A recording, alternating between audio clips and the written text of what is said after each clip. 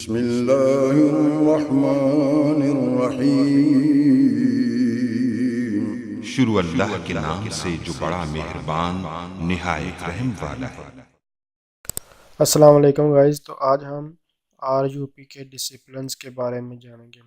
UP यहाँ पे are के डिसिप्लिन सेम है, यानी कि यूनिफाइड प्रोसेस एंड या फिर रैशनल यूनिफाइड प्रोसेस के जो डिसिप्लिन्स हैं वो सेम है। जबकि अगर फेजेस की बात की जाए तो unified process and rational unified process में थोड़ा सा डिफरेंस है, यानी कि जो यूनिफाइड प्रोसेस को उसके जो फेजेस है उसको मज़ीद इम्प्रूव किया गया रैशनल यूनिफाइड प्रोसेस में, जबकि ऐसा डिसिप्लिन में नहीं है।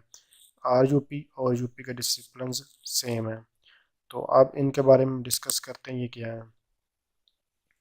तो ये जो हमारे पास डिसिप्लिन है इसका मतलब पता है कि the UP describes work activities such as writing use cases within disciplines a set of activities and related artifacts in one subject area such as activities within requirement analysis।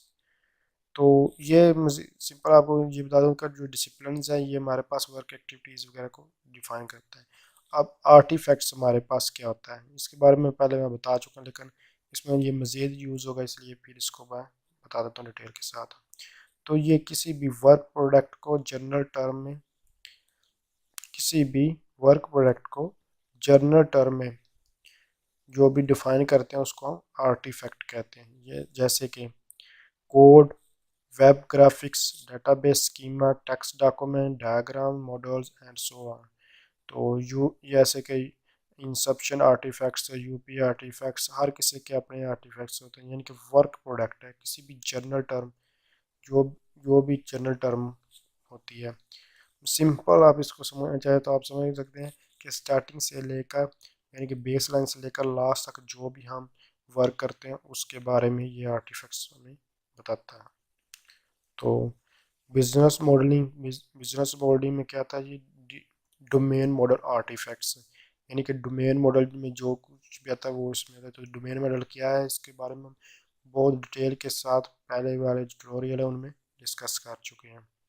तो सिंपल आप जब इस डिसिप्लिन की बात की है तो आप बिजनेस मॉडलिंग में याद रखें कि डोमेन मॉडल आर्टिफैक्ट्स इसमें आते हैं। तो ये इसमें मज़ीद इसको जो डोमेन मॉडल उसको डिस्क्राइब कर दिया, ये कहता है कि to visualise noteworthy concept in the application domain, यानी कि हम नोट वर्थी जो हमारे कंसेप्ट होते हैं, नोट वर्थी का मतलब होता है कि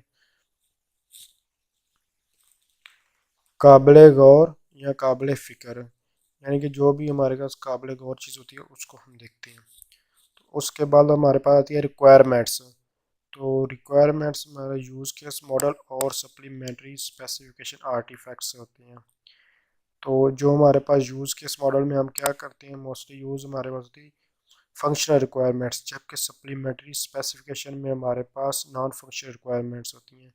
तो ये फंक्शनल नॉन फंक्शनल रिक्वायरमेंट्स क्या होती हैं या सप्लीमेंट्री स्पेसिस के बारे में हम डिटेल के साथ डिस्कस करेंगे, लेकिन मैं फिर भी आपको बताता हूँ। तो फंक्शनल रिक्वायरमेंट्स वो होती है जो हमें यूज़र वगैरह बताता है, जो यूज़ केस में वो फंक्शनल रिक्वायरमेंट्स आएंगी, जबकि सप्लीमेंट्री स्पेसिफिकेशन में हमारे पास नॉन फंक्शनल रिक्वायरमेंट्स होती हैं। नॉन फंक्शनल रिक्वायरमेंट्स वो होती हैं जो प्रोग्रामर या डेवलपर्स खुद से ऐड करता है। तो ये उसी के बारे में बता रहा है कि यूज़ के supplementary specification artefacts to capture function and non functional requirements, यानी कि फंक्शन और नॉन फंक्शन को जो रिक्वायरमेंट्स हैं उसको कैप्चर करने के लिए यूज़ की जाती है। तो इसके बाद हमारे पास आता है डिज़ाइन।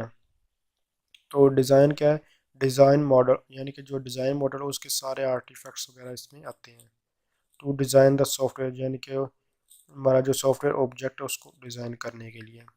तो अब इसको हम एक फिगर के थ्रू देखते हैं। तो जो ये बुक है इसमें हम ये जो फोकस कर रही है इसे बिजनेस मॉडलिंग, रिक्वायरमेंट और डिज़ाइन पर फोकस कर रही है।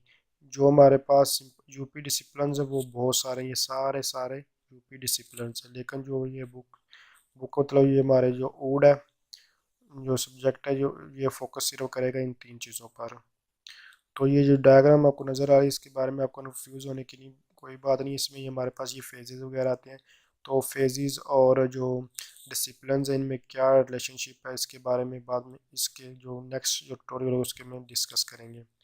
तो ये इसमें एक इम्पोर्टेंट बात, this example is suggestive not literal, यानी कि ये जो एग्जांपल आपको दी जा रही है सजेस्टिव एंड लिटरल नहीं है।